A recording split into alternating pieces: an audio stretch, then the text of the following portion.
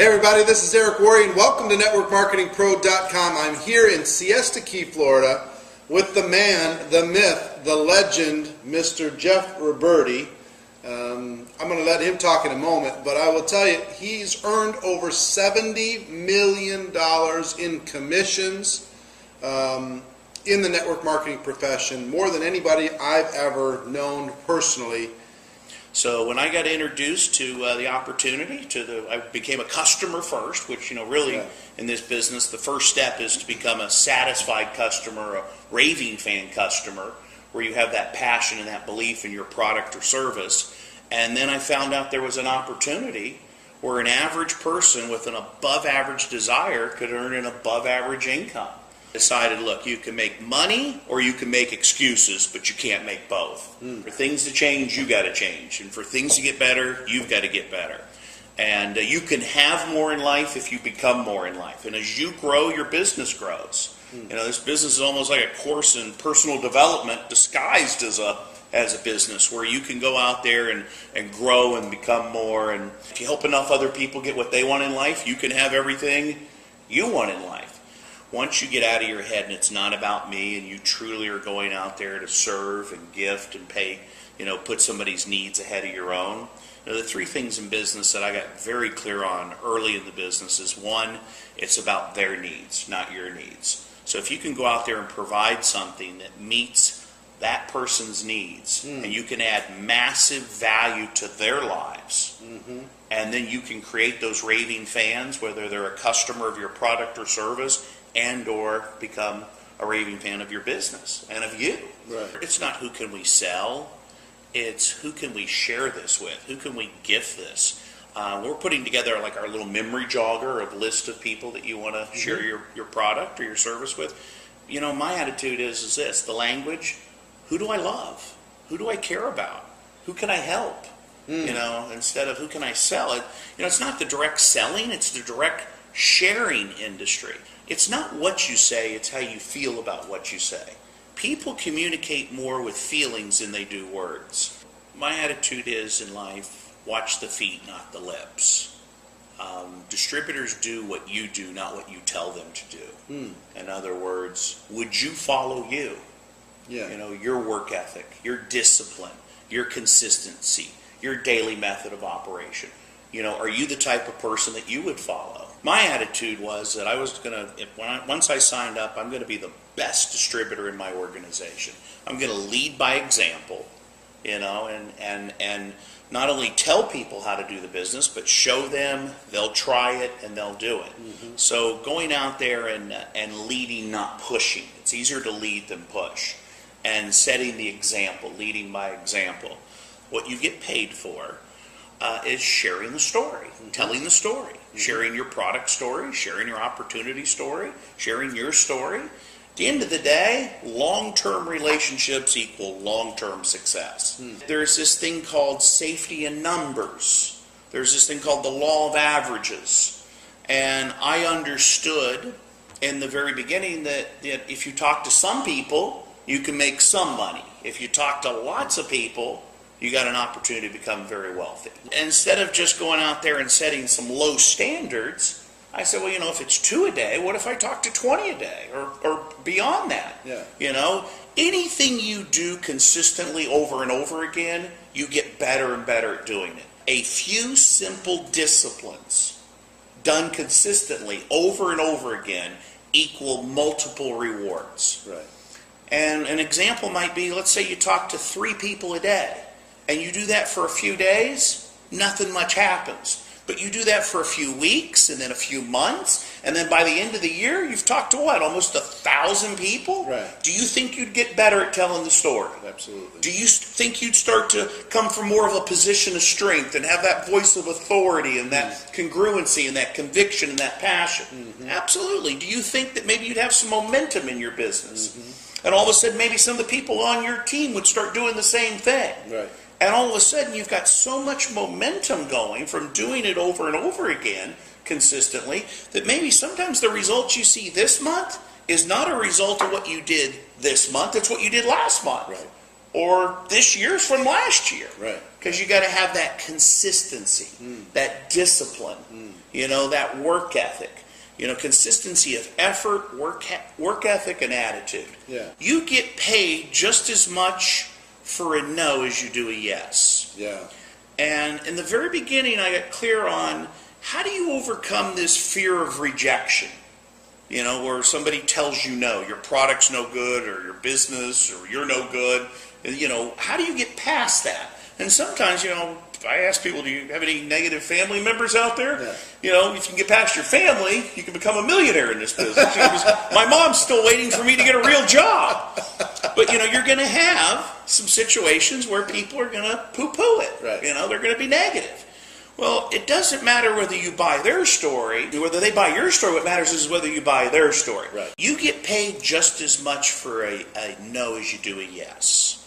What you really get paid for is telling the story. The sale is a result. The cause and what you really get paid for is consistently sharing that story. So let's take an example. Let's say you talk to 10 people a day. And out of the 10 a day, you get one yes. Well, that feels really good. How do you manage the other 9? The other 9 no's?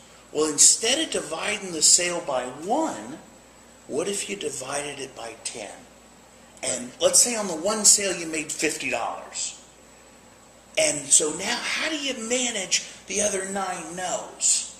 Well, instead of dividing it by 1, which is 50, for every person you talk to, it was worth what? $5. $5. Yeah. So let's say you're on the phone with someone and you're sharing your product or you're sharing your opportunity, and they say, that product's no good, that business is no good, and you're no good, and you guys should all be thrown in jail. I'd say, thank you very much, I got your $5 anyway, and hang up the phone. Right? Because it doesn't matter. Right. I understand that there's this thing called safety in numbers. There's the law of averages. Yeah. It's kind of like a baseball player goes up to the plate, and he gets paid for swinging the bat, right? And if you hit the ball, you strike out 7 out of 10 times. You hit the ball 3 out of 10 times. Back 300. They pay you $4 million a year. You don't have to bat 1,000%. I always tell people this: say less to more. People, don't worry about the ones you can't sell. Worry about the ones you can't see. There's this thing I believe. Wait, say that again. Don't worry about the ones you can't sell. Worry about all the ones you can't see. How many people are in the United States? 300 million. 300 million. But yet we tend to focus on the few that you can't sell versus you can't see. In other words, get in front of some more people. At the end of the day, come on. You can't say the right thing to the wrong person. Right. And you can't say the wrong thing to the right person. Right. So, hey, it doesn't mean I don't care about somebody. It's kind of like I got this big long line of people from here to infinity, and if you're not interested, that's okay. Go ahead, back to the line. I talk to the next person. Right. And I put them on what I might call my drip list, Yeah. where I still drip on them, I still love them, I still care about them, but they just may not be ready. Right. So, it's a series of exposures, it's not an event, Right. So it's a process. But you keep moving forward. Yeah. You keep moving forward with your passion, your belief, your congruency, your conviction, your work ethic, your discipline, your leading. The number one reason people fail in this business is they start to listen to negative people. Great word to put in your vocabulary for those of you that are out there. Next. Next. It's okay. If somebody doesn't want to do it, next. Right. It's all right. It's okay to move on to the next person. Yeah. When I find somebody that does say yes, well, then it's not you go do it. Let's do it together. Right. Life's not about me. Life's about we. Right. Taking the spotlight off of you and shining it on someone else. Right. And you embrace that person and their contacts, your presentation, and you start chasing the business and help them experience success immediately by putting on some customers and starting to build up a team. And, they start to grow. They start to become more. Right. And you see that process and that you build that relationship. Right. And, you get to a point where you've duplicated yourself. Yeah. And you don't stay in the management mode and keep working with that same person forever. Right? Then you go off and do it again. You keep stretching and stay in the recruiting and the building and the building mode. Right. Where you keep building new teams. The first step is, if you don't believe in the product, if you don't truly or believe in the product and become a customer, raving fan customer of the product, there's really no step two. Yeah. Because we're going to build this on rock, not sand. We're going to build this on a solid foundation. Let me show you how you can get your product for free. Let's refer a few Little people, steps. some baby steps. Let me show you how I can get you up to $500 to $1,000 a month. The majority of the people on this planet, an extra $500 to $1,000 a month is a life changer. Yeah. All of a sudden saves their marriage, their home, their car, whatever it is. So it's some steps. And sometimes it's hard for somebody to believe more than 2 or 3 times what they've ever made in their life, more than double. You start. It's crazy. There's the potential to become financially independent in our business. Absolutely. I tell people, hey, you give me 3 to 5 years, I'll show you how to compress a lifetime worth of work in what we do in the next 3 to 5 years. Is that kind of the formula? You'll look back and say this was one of the best decisions I ever made in my life.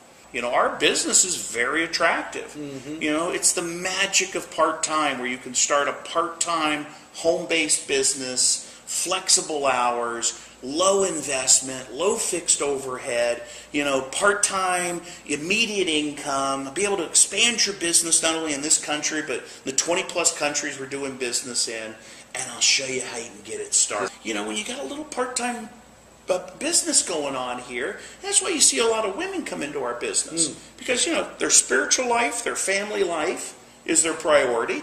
And then if they can have a part-time business that they can start out of their home and network and share something that they believe in, a lot of times, the guy at first will be like, well, that's her business. Right. Starts having a little success, well, it's our business. And then once it's successful, my idea, right? My business. I like to under-promise and over-deliver. If network marketing has a bad reputation, it's because people they put these unrealistic expectations out there.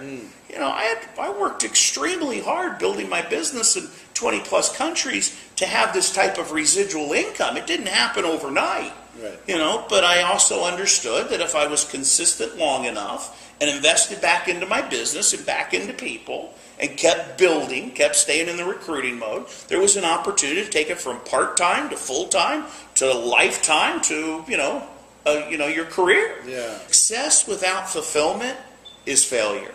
Hey, when you love what you do and you get to add value to people's lives, there's nothing more rewarding than that. The law of the universe, all things either grow or they die. Yeah. You're either climbing or you're either sliding. And it's just like contribution. Either you contribute or you're eliminated. Really, when I look at my income, it's a measuring stick. Yeah. The more lives I've touched, the bigger impact I've had, the bigger difference I've made, that shows up in that check. Because the only way you're successful is if you help other people. But what I really market is hope. I market hope. I market opportunity. I market dreams. Sign here, win here. I believe in you. And, sometimes you turn on CNN, constant negative news, and you can just live in fear, paralyze yourself, watching all the negative stuff that's out there, the doom and gloom, and I show up as a breath of fresh air saying, hey, here's a product that can make a huge impact on your health, and here's an opportunity for another need that's out there, which is wealth, prosperity. Yeah. So, I'm marketing. I'm just as passionate about the opportunity as I am the product with people. You sell results, not ingredients. To summarize our business, it would be this. Grow me, serve you. As you grow, your business grows. And if your focus is on serving others, like I said at the beginning, and I got this from Tony, he talked about, where you're putting their needs ahead of your own. You're not giving to get. You're not measuring what you get in return. You're truly there to put that person's needs ahead of yours. Number 2, you're there to add massive value to their lives, providing that value. And number 3, creating that raving fan, building that relationship, that long-term relationship. I always joke with people. I say, I got 2 hobbies in the business, collecting friends and collecting money. And you should see the collection. You might have over 1 million customers, but 10% of those, 100,000 of them, have become distributors, representatives, started their own home-based business because they love the product. So about 90. And it's not and here's what I tell people. When you know what you know, it's not an opportunity, it's a responsibility. How could I not go out there and share this product or this opportunity with you? Once you know it. Once I know it. First of all, you got to find a product or service that you truly believe in yourself. And then you've got to find some leadership, the people that are running the company, that have a long-term vision, a long-term plan, like I found with Jay. And, and then a system that is duplicatable, where new people come in and they're having success, not just the people at the top. Right. And, and then you got to stick with it. It's not just jumping around and, from deal to deal and, trying to, you've got a good business when you can't screw up your own business. Yeah. Even if I left, everybody would still stay. It takes some time. It takes that pig-headed discipline, that consistency, where you just got to do it consistently day in and day out. It's like putting one foot in front of the other, going from point A to point B. The majority of the people are just going to be users. Yeah. 80, 85%, they're just going to do it part-time sometime, and that's okay, and that's fine.